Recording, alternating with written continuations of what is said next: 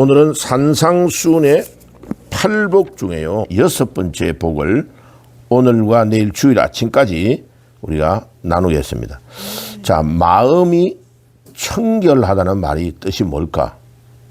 뭐 이태리 타올을 가지고 깨끗하게 씻으면 마음이 청결하게 될까? 자, 예수님이 하신 말씀에 굉장히 중요한 의미가 있습니다. 자, 오늘은 청결의 의미를 먼저 생각을 해놓고 내일은 청결한 자가 받는 복은 그러면 무엇일까? 자, 그 말의 뜻을 먼저 생각하겠습니다.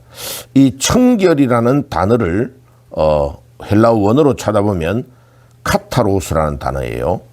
자, 우리가 예를 들면 엄청 답답하고 힘든 일이 있으면 막 교회에 와가지고 많이 울면서 기도하면 마음이 좀 시원하다 이렇게 느끼잖아, 그죠? 예. 그래서 뭐 엉엉 울면 한참 울고 나면 좀 마음이 뭔가 시원하다는 거 느끼는 거를 카타르시스라 그럽니다. 심리학적으로. 이 카타르시스라는 단어가 헬라어의 카타로스라는 단어에서 나온 거예요. 내 마음이 시원하고 뭔가 받은 스트레스를 눈물을 막 흘리든지 또 내가 아는 사람하고 막 실컷 넋두리를 펼쳐놓고 대화를 막 하든지 이러면 이제 마음이 어느 정도 시원해지는 상태를 카타로스에서 나온 단어인 카타르시스라고 그럽니다. 그래서 여러 가지 물리적으로 이것을 깨끗하게 한다는 뜻인데 이 원어의 뜻은 크게 한 5가지로 깨끗하게 되는 것을 말하고 있습니다. 자, 요한계시록 7장 14절에 보면 어린 양 예수의 보혈의 피로 깨끗하게 됐다. 자, 계시록 7장 14절을 한번 볼까요? 너무 중요한 성경이기 때문에 한번 찾아봐야 됩니다. 요한계시록 신약성경 요한계시록 7장 14절을 한번 읽어볼게요. 요한계시록 7장 14절. 7장 14절입니다. 예. 14절을 한번 읽어볼게요. 내가 말하기를 내 주여 당신이 아시나이다 하니 그가 나에게 이르되 이는 큰 환난에서 나온 자들인데 어린 양의 피에 그 옷을 씻어 쉬게 하였느니라. 아멘. 자, 계시록에 가면 흰옷을 입고 나오는 자가 있는데 자, 이 사람들은 어려움을 엄청 당하고 대부분은 순교한 자들을 말합니다. 이 요한계시록에 흰옷 입고 나오는 사람들, 예수님의 보배로운 피로 몸에 입고 있는 옷을 깨끗하게 씻었다. 이야, 예, 피 가지고 씻었는데 깨끗해진 흰옷이 되었다. 이 말은 죄에 대한 것을 깨끗하게 씻었다. 이런 의미가 포함되어 있는 거죠, 그죠? 그래서 굉장히 중요한 단어입니다. 우리의 몸이 깨끗하게 되었다. 예. 그래서 이제 잘 세탁한 깨끗한 옷을 말할 때에 카타로스라는 단어를 쓰고 있습니다. 자, 두 번째는 이제 그 옛날에 시골에 우리가 주수를 할 때에 알곡과 쭉정이를 갈라낼 때에 이 챙녀라고 해야 되죠. 챙이 가지고 확 까봅니다. 이렇게 막 확 까불면 예, 알곡은 안으로 계속 들어오게 만들고 쭉정이는 쑥쑥 들면서 바깥으로 나가게 만들어요. 그래 맨 마지막에는 확 털어내버리잖아요. 털어내가지고 쭉정이만 모아가지고 불을 싹 질러가 태워버립니다. 예, 그거를 온전한 알곡을 모을 때 하는 행위를 이 카타로스라는 단어를 쓰고 있다. 그 다음에 세 번째에 물이나 다른 것들이 섞이지 아니한 우유, 그 다음에 포도주를 뜰 때에, 그러니까 이스라엘은 이게 유목민족이 많단 말이에요, 그죠? 그래서 양, 또 소, 젖소의 그 젖 같은 거를 짜가지고 찌꺼기, 물 같은 게 막 섞이면 안 되고 불순물을 전혀 섞지 아니하고 순수한 우유나 포도주를 딱 만드는 행위를 지금 말할 때에 카타로스라는 단어를 쓴다. 오늘 우리가 마태복음 5장 8절에서 말하는 게 요 3번의 뜻에 해당됩니다. 다시 말하면 깨끗하게 씻어가지고 깨끗하게 됐다는 말보다는 하나로 딱 단일화되어 있는 거, 마음이 비어 있다는 것을 말하는 게 아니고 마음이 하나로 단일화되어 있는 마음을 말해요. 안에 쓸데없는 잡생각이 들어가지 아니하고, 그러니까 우유 안에 막 물이 섞여가면 안 되잖아요. 포도주 안에 물을 타버리면 포도주가 이렇게 싱거워져 버리잖아요. 그죠? 그래서 있는 그대로를 가지고 있는 단일화되어 있는 거, 물이나 다른 잡것이 전혀 안 들어가고 딱 포도주는 포도주만, 우유는 우유만 딱 들어가 있는 단순한 거, 영어로 말하면 심플한 거, 그거를 지금 여기에서 청결하다고 말하는 거예요. 자, 그 다음에 이제 구약성경 욥기서를 볼게요. 욥기서. 욥기서 23장 10절입니다. 욥기가 시편 바로 앞에 욥기가 있죠. 그죠? 자, 욥기서, 욥기 시편 자면 이렇게 욥기서 23장 10절. 욥기서 23장 10절을 한번 읽어볼게요. 욥기서 23장 10절. 제가 가지고 있는 성경은 783페이지. 구약성경 783페이지. 23장 10절. 같이 한번 읽어볼게요. 시작. 그러나 내가 가는 길을 그가 아시나니 그가 나를 단련한 후에는 내가 순금같이 되어 나오리라. 옛날에는 정금이라고 그랬는데 요즘은 순금이라고도 번역을 했네요. 예, 순금이든 정금이든 상관없이 금 안에 들어가 있는 찌꺼기를 막 걸러내는 거요. 그래가지고 엄청난 온도로 몇천도의 온도로 끓이면 이게 저 금이 물같이 녹아 흘러요. 그런데 이제 거기에 찌꺼기 불순물을 있잖아요. 불순물을 싹 걸러내고 나머지의 금만 온전하게 있는 거를 순금, 정금이라고 그래요.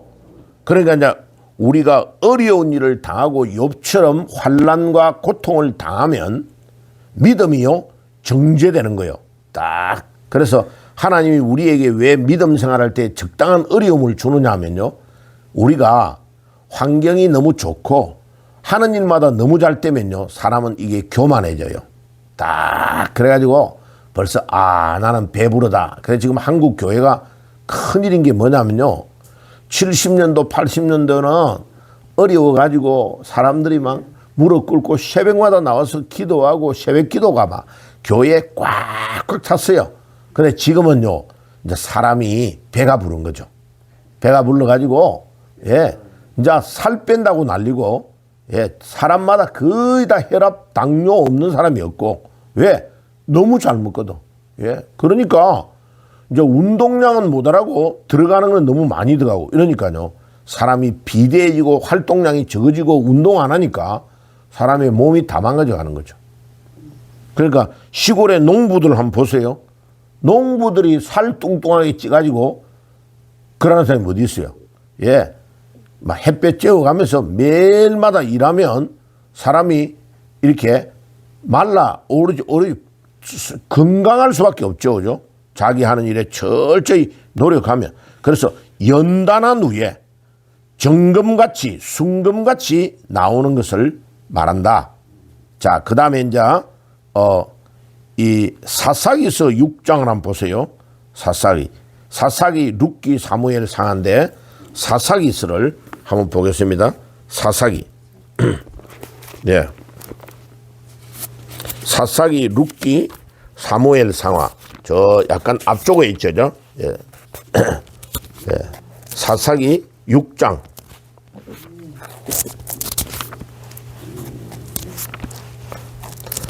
사사기서 6장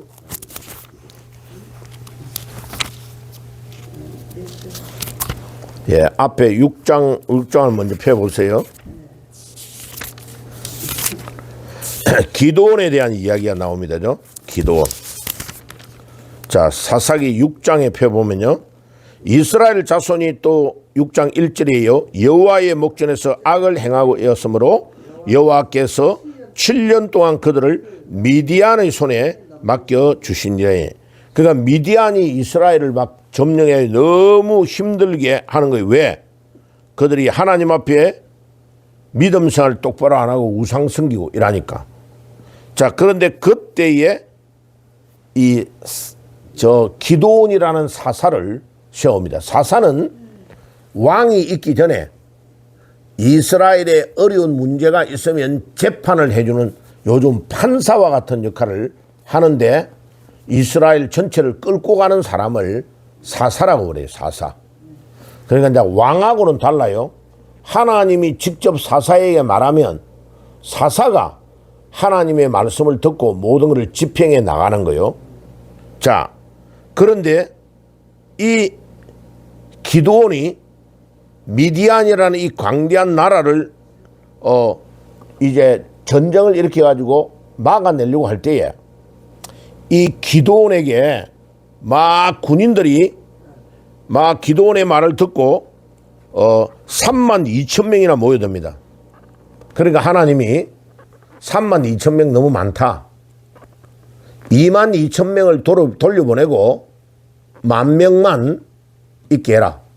그러니까 이제 3만 2천 명이 뭐라고 말하느냐면 너희들 중에 처자식이 보고 싶든지 집에 걱정이 있든지 그 다음에 내가 전쟁하는데 조금 마음이 불안하든지 이런 게 느껴지면 집으로 돌아가라. 그러니까 2만 2천 명이 돌아간 거예요. 10,000명만 남은 거예요. 그러니까 하나님이 기드온에게 10,000명도 너무 많다. 10,000명 중에 저 훈련하다가 목마르니까 냇가로 데리고 가라. 그래가지고 물을 마시게 해라. 그러니까 이제 뭐 목이 마르니까 전부 다 엎드려가지고 막 냇가에 물을 그냥 꿀꺽 그냥 마시는 거죠. 그런데 그 중에 사주 경계를 철저히 보면서 혹이 적이 우리에게 나타나서 우리를 공격하는 거 아닌가 하는 걸 주변을 돌아보면서 손으로 물을 딱 떠가지고 손바닥에 물을 떠가지고 그릇에 물 먹듯이 그렇게 먹는 사람만 따로 뽑아라. 그러니까 그렇게 먹는 사람이 300명밖에 없는 거죠. 나머지는 다 집으로 돌려보내라. 그래가지고 9,700명을 집으로 돌려보냅니다. 그리고 남은 거는 300명만 남은 거죠. 자, 이 300명만 데리고 미디안 군대 몇십만 명이 되는 군대를 향하여 공격하게 하는 겁니다. 그때 하나님께서 어떻게 해라? 항아리 안에 횃불을 집어넣고 밤중에 그들이 잠잘 때에 공격을 해 들어가는 거예요. 그래가지고 이 300명이 미디안을 공격해가지고 항아리를 딱 가까이 가가지고 깨면서 가음을 꽉 지르니까 엄청나게 많은 군인이 온 줄 알고 미디안 군인들이 자기들끼리 놀래가 자기들끼리 서로 찌르고 해가 죽고 전쟁을 이긴 거죠. 자, 이게 7장 34절 한번 보세요. 6장 11절에 먼저 보면 기드온이 6장 11절에 보면 여호와의 사자가 아비에셀 사람 요아스에게 속한 오브라에 이르러 상수리 나무 아래 앉았느니라. 마침 요아스의 아들 기드온이 미디안 사람에게 알리지 아니하리 하여 밀을 포도주 틀에 타다하고 있더니, 자, 밀 타다가는 아주 평범한 사람을 사사를 하나님이 불러낸 거예요. 자, 그러니까 이 기드온은 대단한 인물이 아닙니다. 남에게 자기를 막 알리기 싫어하는 상당히 내성적인 사람이에요. 그런데 12절에 보세요. 여호와의 사자가 기드온에게 나타나 이르되 큰 용사여 여호와께서 너와 함께 계시도다 하며, 자, 이런 평범한 사람에게 밀 타다가는 농부인 이 기드온에게 하나님이 함께 함으로 엄청난 용사가 되는 거예요. 엄청난 이스라엘을 끌고 가는 지도자가 돼요. 자, 7장 34절로 가볼게요.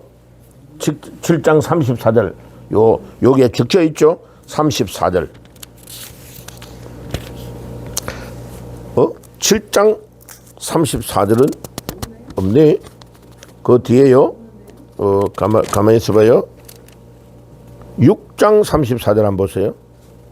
예. 6장 34절. 자, 읽어봅시다. 시작. 여호와의 영이 기드온에게 임하시니 기드온이 나팔을 불매 아비에셀이 그 뒤를 따라 부름을 받았으며, 쭉 그 뒤에 보면요, 이제 기드온이 엄청난 인물이 됩니다.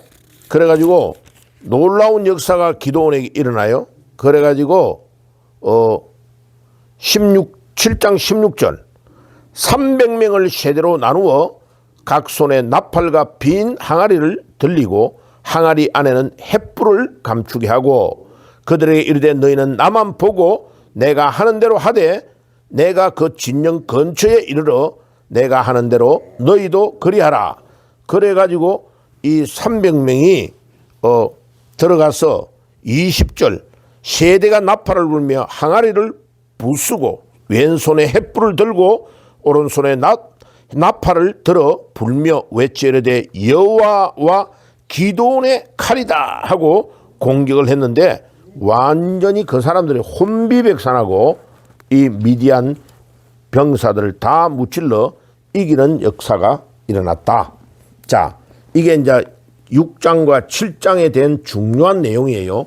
이때에 이 카타로스라는 이 단어는 정예 군인을 뽑을 때에 사용하는 단어로 이 단어를 쓰고 있는 것입니다. 자, 그러면 오늘 이제 내일 그는 오늘 지금 안 하겠는데, 우리가 오늘 여기에서 청결하다는 말의 의미가 뭐냐? 이제 깨끗하게 예수님의 보혈로 옷을 깨끗하게 씻은 의미도 첫째 있고, 두 번째는 알곡과 가라지를 골라낼 때에 온전한 알곡을 골라낼 때에 단어를 쓰는 단어가 있고, 세 번째는 불순물이 전혀 안 들어가 있는 우유나 포도주를 말할 때 쓴다. 그런데 오늘 우리가 마태복음 5장 8절에 마음이 청결하다는 말은 요 단어입니다. 요 세 번째. 자, 그러면 마음이 청결한 자는 복이 있나니 하나님을 본다는 말이 무슨 말이냐면, 우리 마음이 신앙생활 할 때요, 복잡한 사람은 골 때리는 거예요. 복잡한 사람. 마음이 내가 예수님을 딱 믿는다 이러면 오직 나의 삶을 예수께 딱 맡겨버리고 믿음으로 탁 가는 거예요. 그런데 이 생각 저 생각이 너무 많아. 그럼 그건 문제 있는 거예요. 우리 안에 너무 복잡한 생각이 많은 것은 굉장히 문제가 많아요. 그리고 기도를 할 때 이렇게 기도가 돼야 돼요. 기도할 때에 많은 생각이 들어오는데, 기도를 하고 나갈 때는 어떻게 돼야 되냐면요, 내 모든 생각을 다 내려놓고 주님께 딱 맡기고, 주님 이렇게 주께서 역사해 주실 줄 믿습니다 하고 마음이 단순하게 정리돼 가지고 기쁜 마음으로 가는 사람이 기도를 잘하는 거예요. 기도하기 전에는 복잡했는데 기도를 딱 하고 나면, 주님 내가 아무리 애써도 그거 안 됩니다. 주님이 모든 것들을 전적으로 맡아서 이 문제를 해결해 주시옵소서 하고, 우리의 마음이 단순하고 심플해야지 안에 이 생각 저 생각 돈 생각 무슨 생각 온갖 그 걱정이 많이 들어오는 사람은 마음이 부유한 거예요. 너무 많은 것들이 들어가 있는 거예요. 그러면 우리 삶의 역사가 안 일어나요. 그래서 마음이 청결한 자가 복이 있다, 이 말은 마음이 심플하고 단순한 거. 자, 그럼 봐요. 우리 신앙생활 할 때에 믿음 생활 잘한다는 말은 뭐냐면, 자꾸 사탄이 우리 안에 생각들을 복잡하게 주는 그거를 자꾸 내가 내 안에서 뽑아내는 거예요. 하나하나를. 신앙생 교회도 마찬가지요. 교회 안에 이런쿵 저런쿵 의자는 왜 이렇게 했나, 강대상은 왜 이렇게 했나, 여기에 있는 이게 보자기 색깔은 왜 이랬나, 겉엔 색깔은 어떻나, 이런 것 가지고 교회 싸움하잖아요. 그 교회 안 되는 거예요. 근데 생각이 단순하면 우리 안에 여러 가지의 생각을 자꾸 교회 창문 바깥으로 버리는 거예요. 자, 버리면 안에 있는 모든 공동체의 사람들이 한 마음으로 딱 단일화되는 마음, 심플하게 되는 것을 청결하다고 가라는 거예요. 여기에서 이 본문에서 말하는 것은 3번입니다. 3번.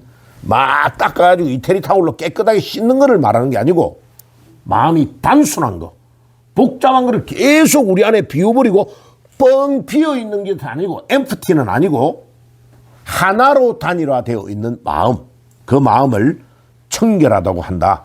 오늘 이 아침에 여러분들 기도할 때 주님, 내 마음이 청결한 단일화되어진 마음을 가지게 주옵소서. 기도하며 나아가는 귀한 새벽이 되시기를 주의 이름으로 축복합니다. 기도하겠습니다. 하나님 감사합니다. 오늘 이 새벽에도 우리의 마음이 단일화되어 있는 마음, 심플한 마음, 오직 예수 그리스도 한 분만으로 만족되어지고 다른 것들은 우리 안에 절대로 접근하지 못하는 단순한 마음이 되어질 수 있도록 우리의 마음을 청결하게 주시옵소서. 예수님의 이름으로 기도드리옵나이다. 아멘.